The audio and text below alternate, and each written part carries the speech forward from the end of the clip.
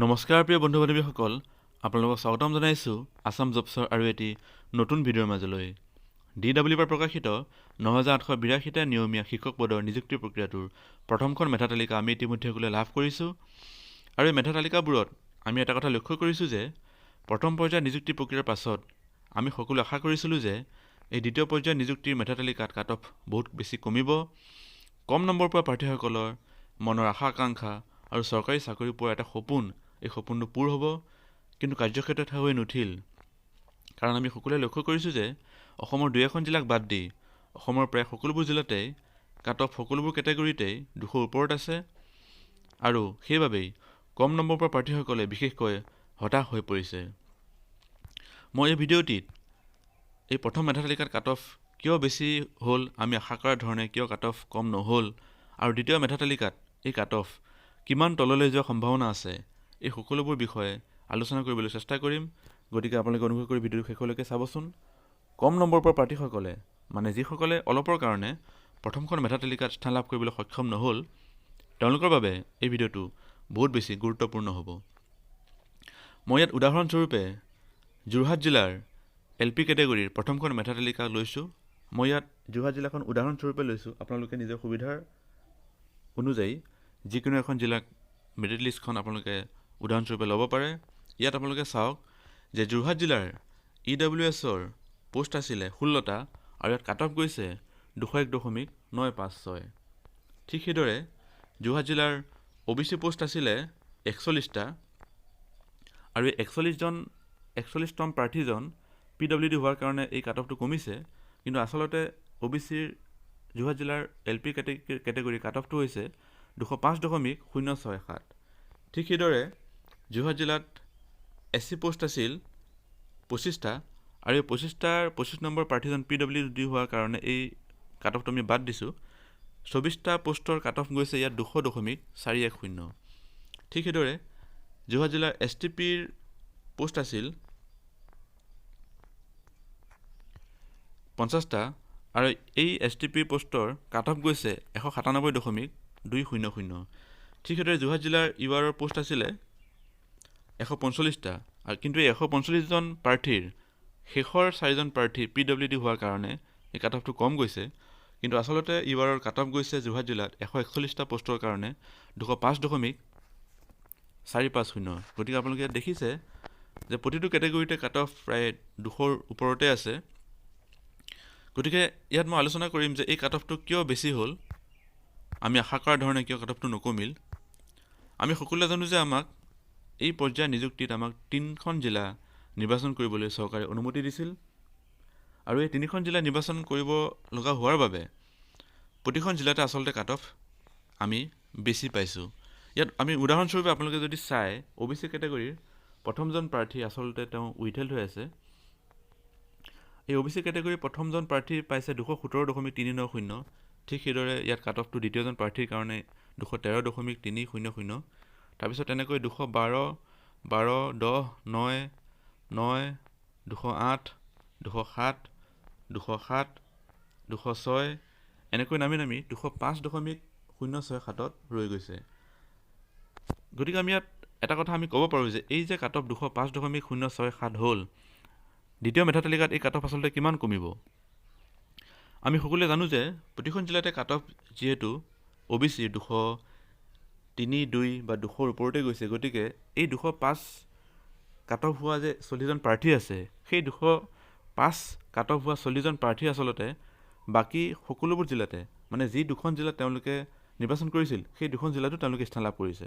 মানে ইয়াত আমি ক'ব পাৰোঁ যে এই 40জন প্ৰাৰ্থীয়ে 3খন জিলাতে স্থান লাভ কৰিছে, যিহেতু অসমৰ প্ৰতিখন জিলাতে কাট অফ প্ৰায় 203.2লৈকে নামিছে প্ৰথমখন মেধা তালিকাত। ঠিক সেইদৰে আমি যদি চাওঁ যে SC পোষ্টৰ, এই SC পোষ্টৰ 25টা পোষ্টৰ যি কাট অফ গৈছে 200, আৰু ইয়াত যি প্ৰথমজন প্ৰাৰ্থী আছে SC কোটাৰ, তেওঁ 208.900 পাইছে। গতিকে এই যে 208.900 পোৱা প্ৰাৰ্থীজন, তেওঁ নিশ্চয় আৰু দুখন ডিষ্ট্ৰিক্টতো তেওঁ নিৰ্বাচন কৰিছে, গতিকে তেওঁ সেই দুখনতো 100%ই তেওঁ সেই দুখনতো স্থান লাভ কৰিছে। ঠিক সেইদৰে আমি যদি চাওঁ STPৰ ক্ষেত্ৰতো সেই একেই কথা হ'ব। STPৰ প্ৰথমজন প্ৰাৰ্থীয়ে পাইছে 211 নম্বৰ, তাৰপিছত প্ৰাৰ্থীজনে পাইছে 207, 206, 204 এই যে নম্বৰবোৰ, এই নম্বৰবোৰ আচলতে প্ৰতিখন জিলাতে আপোনালোকে দেখিবলৈ পাব। অৰ্থাৎ এই 211, 207, 206 পোৱা সকলোবোৰ প্ৰাৰ্থীয়ে তিনিখন জিলাতে স্থান লাভ কৰিছে। ঠিক সেইদৰে আমি যদি চাওঁ যে এছ টি পিৰ পাছত ইউআৰৰ প্ৰথমজন প্ৰাৰ্থী আপোনালোকে চাওক 231, 219, 219, 218, 218, 218 এইবোৰ মাৰ্ক আচলতে এই দ্বিতীয় পৰ্যায়ৰ নিযুক্তিৰ বাবে বহুত বেছি, আৰু এই ধৰণৰ মাৰ্ক থাকিলে প্ৰাৰ্থীজনে তিনিখন জিলাতে স্থান লাভ কৰিব। গতিকে এই যদি 212, 211, 210, 209, 208 এই যে পোৱা প্ৰাৰ্থীসকল তেওঁলোকে তিনিখন জিলাতে স্থান লাভ কৰিছে। গতিকে যদি আমি উদাহৰণস্বৰূপে ইউআৰৰ কেটেগৰীটোক আমি ধৰোঁ, ইউআৰৰ ইয়াত পোষ্ট আছিল 145টা। এই 145টাৰ আমি যদি এটা উদাহৰণস্বৰূপে আমি ধৰোঁ যে প্ৰথম 100জন প্ৰাৰ্থীৰ কাট অফ 207 গৈছে। অৰ্থাৎ এটা কথা আপোনালোকে চাব, প্ৰতিখন জিলাৰ কাট অফ আপোনালোকে উলিয়াই চাব বা প্ৰতিখন জিলাৰ মেৰিট লিষ্টখন আপোনালোকে চাবচোন। এই 100জন প্ৰাৰ্থী অৰ্থাৎ 207 পোৱা প্ৰাৰ্থী যিমানসকল আছে সেই সকলোবোৰেই প্ৰতিখন জিলাতে স্থান লাভ কৰিছে। মানে সকলোবোৰ জিলাতে কাট অফ 207, 8, 10, 12, 19 এইবোৰ আছে। গতিকে আমি এটা কথা আমি ইয়াৰ পৰা ক'ব পাৰোঁ যে এই 231, 219, 218 এই নম্বৰ প্ৰাপ্ত প্ৰাৰ্থীসকলে তিনিখন জিলাতে স্থান লাভ কৰিছে। গতিকে তেওঁলোকে তিনিখন জিলাৰ ভিতৰত যিকোনো এখন জিলা ইতিমধ্যে নিৰ্বাচন কৰিছে। গতিকে তেওঁলোকে এই যোৰহাট জিলাখন তেওঁলোকে এৰি দিয়াৰ সম্ভাৱনা এটা আছে। মই উদাহৰণস্বৰূপে যোৰহাট জিলা ধৰিছোঁ, অসমৰ প্ৰতিখন জিলাতে এই একে কথাই হ'ব।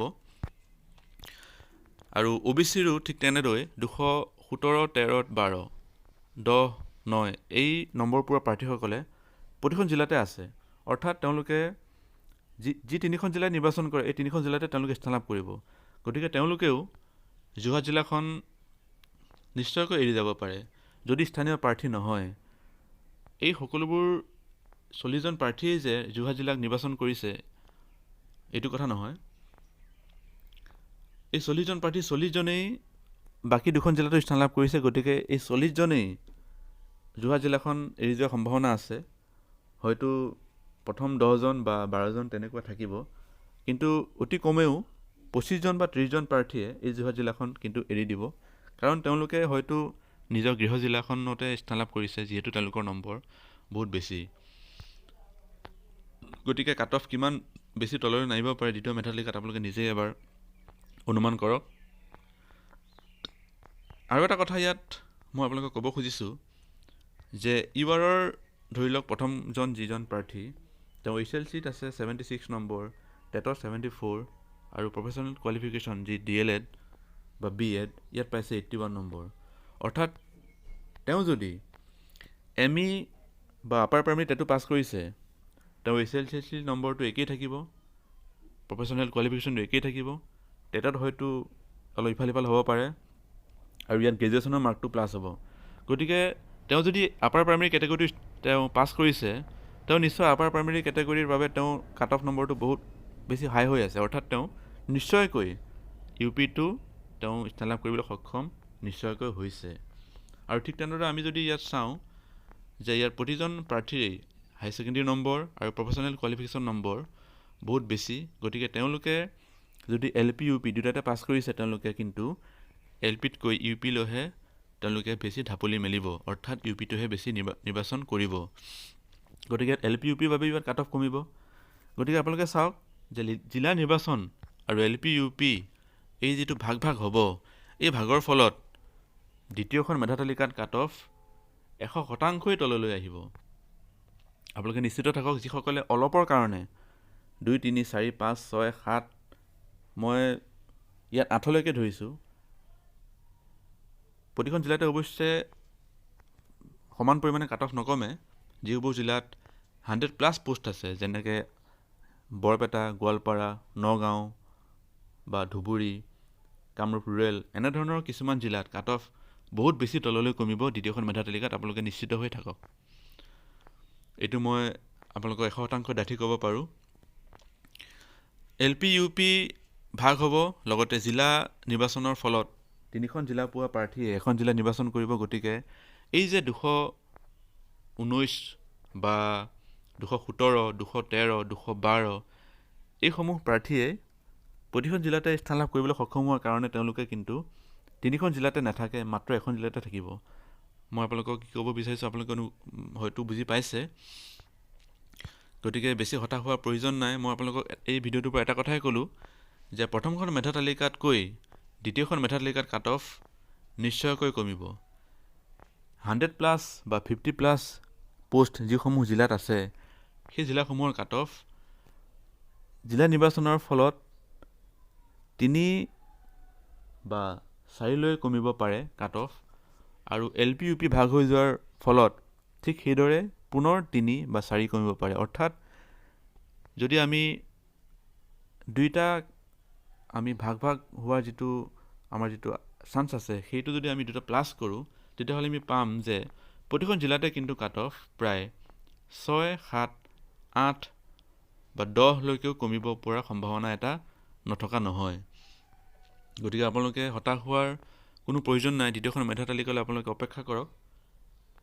আকৌ আপোনালোকে ভালকৈ জানে যে ইতিমধ্যে প্ৰথমখন মেধা তালিকাত বহুতখিনি বিসংগতি হৈছে। অৰ্থাৎ যোৱাবাৰ নিযুক্তি প্ৰক্ৰিয়াত যিসকলে স্থান লাভ কৰিছে, অৰ্থাৎ যিসকলে ইতিমধ্যে চাকৰি কৰি আছে পাৰ্মানেণ্ট পোষ্টত, LPত পোৱাসকলে এইবাৰ LPত স্থান লাভ কৰা আমি দেখিবলৈ পাইছোঁ, আৰু UPত কৰাসকলে UPত এপ্লাই কৰি স্থান লাভ কৰিছে। এই বিষয়ে বিভাগীয় কৰ্তৃপক্ষক ইতিমধ্যে অভিযোগ কৰা হৈছে, আৰু সদৌ অসম টেট কেন্দ্ৰীয় সমিতিৰ তৰফৰ পৰা এই বিষয়ে অভিযোগ কৰা হৈছে আৰু সংবাদমেল অনুষ্ঠিত কৰা হৈছে, আৰু বিষয়টো ইতিমধ্যে বাতৰি কাকতো স্থান লাভ কৰিছে। আৰু বিভাগীয় কৰ্তৃপক্ষই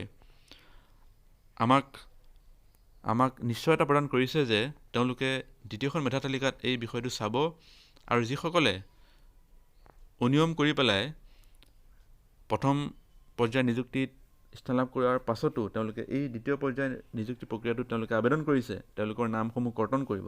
গতিকে সেই দৃষ্টিকোণৰ পৰা চাবলৈ গ'লেও দ্বিতীয়খন মেধা তালিকাত কাট অফ নিশ্চয় কমিব। গতিকে আপোনালোকে নিশ্চিত থাকক। আৰু আমি পোৱা গোপন খবৰ অনুসৰি যে দ্বিতীয়খন মেধা তালিকা 20 পৰা 25 তাৰিখৰ ভিতৰত প্ৰকাশ হ'ব। গতিকে আপোনালোকে অপেক্ষা কৰক আৰু হতাশ নহ'ব। মই পৰৱৰ্তী ভিডিঅ'ত আপাৰ প্ৰাইমেৰী কেটেগৰীৰ বিষয়ে আলোচনা কৰিম। আপাৰ প্ৰাইমেৰী কেটেগৰীৰ কাট অফ কিমান বেছি কমিব।